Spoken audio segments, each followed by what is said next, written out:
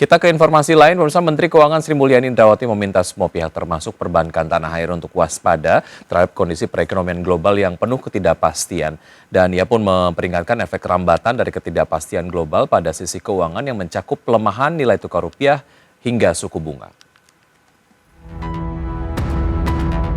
Menteri Keuangan Sri Mulyani Indrawati meminta semua pihak termasuk perbankan tanah air untuk waspada terhadap kondisi perekonomian global yang penuh ketidakpastian.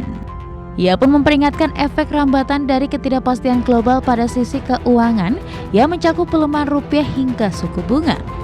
Ia juga mengingatkan agar sektor perbankan untuk kembali mencermati kinerja keuangan atau neraca keuangannya. Menteri Keuangan pun memastikan instansinya bersama dengan OJK, BI, dan LPS di dalam Komite Stabilitas Sistem Keuangan atau KSSK untuk melakukan program bersama dalam meningkatkan literasi keuangan masyarakat untuk memberikan edukasi kepada masyarakat sehingga mereka tidak mudah terjerumus ke dalam praktek keuangan ilegal, terutama yang menggunakan teknologi digital. Hal ini karena teknologi di bidang digital berpotensi menimbulkan dampak apabila tidak disertai literasi yang baik. Sri Mulyani juga menyampaikan dalam tatanan global di 2 tahun terakhir, dunia dihadapkan pada higher for longer atau era suku bunga tinggi yang dipicu oleh lonjakan inflasi yang direspon dengan kenaikan suku bunga acuan, terutama pada negara maju sehingga menimbulkan gejolak di pasar keuangan. Di sisi lain juga terdapat persoalan geopolitik yang semakin memanas pada berbagai kawasan sehingga menambah daftar ketidakpastian bagi dunia. Berbagai sumber, IDX Channel.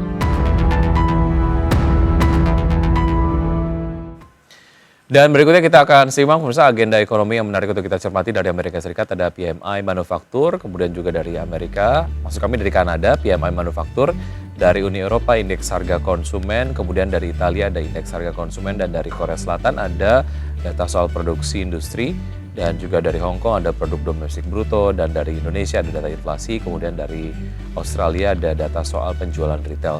Berikutnya untuk bursa-bursa utama Asia di pagi hari ini, seperti Anda dapat saksikan di layar televisi, pemirsa, bursa utama Asia di pagi hari ini dibuka kompak pelemah dengan Nikkei melemah 2,23% di level 38.691, SCI Singapura melemah 1,19% di level 3.810, Kospi Korea dibuka melemah 2,77% di level 2.447 dan Hang Seng Hong Kong dibuka melemah 0,87%.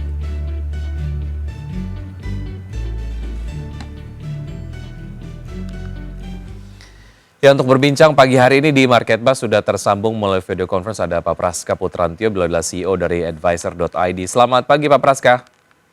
Ya, selamat pagi Mas Vicky. Ya, terima kasih sudah bergabung bersama kami Pak Praska. Kita ke bahasan terkait dengan Menteri Keuangan Sri Mulyani yang beberapa waktu yang lalu menyampaikan bahwa ada semacam alarm dari ekonomi global karena banyak ketidakpastian begitu ya. Kalau kita lihat signifikansinya terhadap ekonomi domestik sebetulnya seperti apa Pak Praska?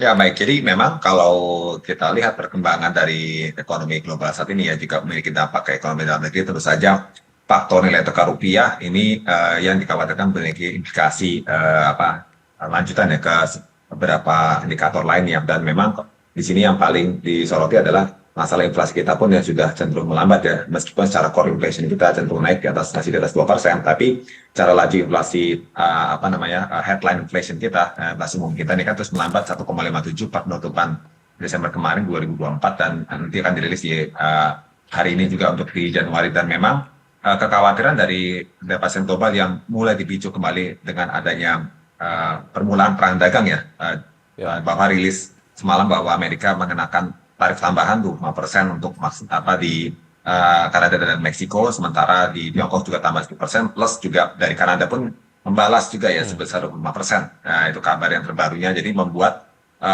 pasar menjadi worry nih atas permulaan perang dagang tersebut yang memicu implikasi berupa kenaikan inflasi global dan harapan ekspektasi suku bunga yang tadi bisa lebih rendah untuk mendorong pertumbuhan tentu saja bisa jadi tertahan atau bisa berpotensi kembali naik kalau memang barang-barang dari impor itu kembali meningkat karena masalah perang tarif. Dan selain itu juga di sini tantangan berikutnya adalah dengan adanya perang tersebut tentu saja perlambatan ekonomi global ini menjadi ancaman juga ya, karena saling menekan tarif berujung pada ekonomi tidak bergerak kemana-mana seperti itu. Dan ini yang memang diantisipasi bisa berdampak terutama ke sektor real. Kalau menurut saya pelemahan nilai tukar rupiah satu hal, tapi jika tidak berdampak sektorial kita masih cukup kuat. Tapi kalau memang sudah mulai berdampak sektorial, terutama dalam hal pelemahan misalnya indeks manufaktur kita mulai kembali melambat, apalagi sekarang kita saat ini sedang berjuang untuk kembali menumbuhkan indeks manufaktur kita tengah kemarin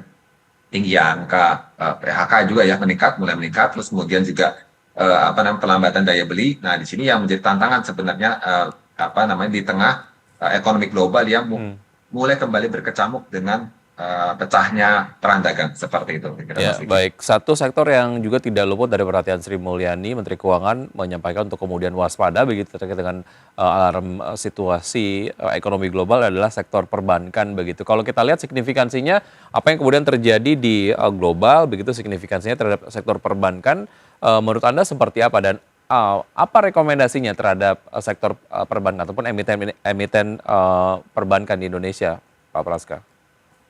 Ya, jadi memang di sektor perbankan ini tantangan tentu saja jika ekonomi global memiliki impact ya ke dalam negeri, terutama di sektor real yang perlambatan daya beli, mungkin juga beberapa sektor juga lesu, misalnya karena PMI kembali lesu akibat memang perang dagang tersebut, dan apalagi juga dipicu karena kenaikan inflasi dari barang impor.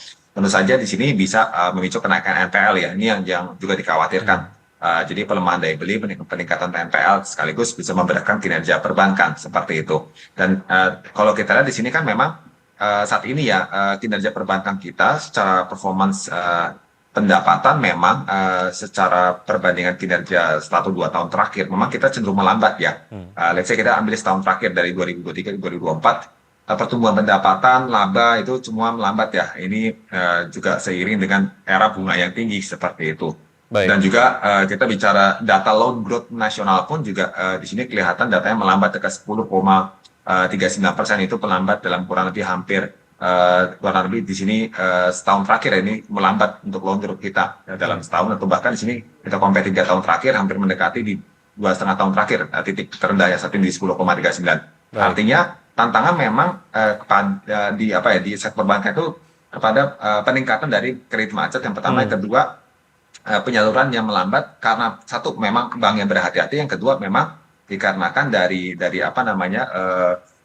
dari target pasar itu semakin kecil nih, semakin kecil porsi yang eligible untuk bisa mendapatkan kredit karena persyaratan-persyaratan yang mungkin juga harus prudent seperti untuk meminimalkan risiko kredit macet. Dan itu yang memang menjadi tantangan di sektor perbankan, kira-kira seperti itu. Jadi dari point of view konsumen sendiri ketika daya belinya kemudian juga berkurang, ini juga mereka berpikir ulang untuk mengajukan kredit dan lain sebagainya begitu ya. Oke, dari performa sektor perbankan secara akumulatif Anda tadi menyampaikan terjadi pelemahan, tapi di tengah pelemahan tersebut tentu saja ada emiten-emiten perbankan yang secara fundamentalnya ini cukup kuat lah. Nanti mungkin Anda bisa sampaikan analisa terkait dengan emiten-emiten perbankan dengan fundamental yang cukup kuat dan rekomendasinya apa terhadap emiten-emiten perbankan ini. Usaha jeda berikut ini Pak Praska, dan pemirsa tetap bersama kami akan segera kembali.